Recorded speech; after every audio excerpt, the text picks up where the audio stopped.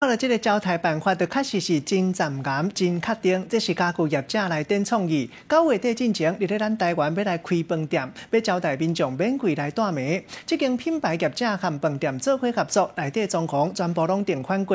2楼改装做饭店的展览场，提供民众会当来参观。啊，那3楼开放9间房间型，民众会当先伫网络申请免贵来带暝。过去嘛捌有饭店来到台湾开分店进前，先采伫咧家路一个货柜厝，安尼来宣传，生理有影是更较赞。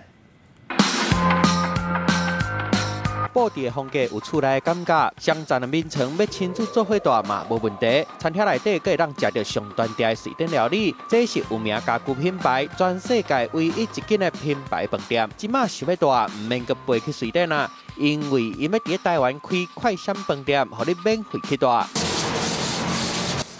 家具品牌甲别个饭店合作，内部定装潢，那1楼大厅规个改过，2楼卖改做饭店房间的展览间，互民众入去参观。啊，上重要的，伫3楼，民众就网络预约，就有机会会当免费去带。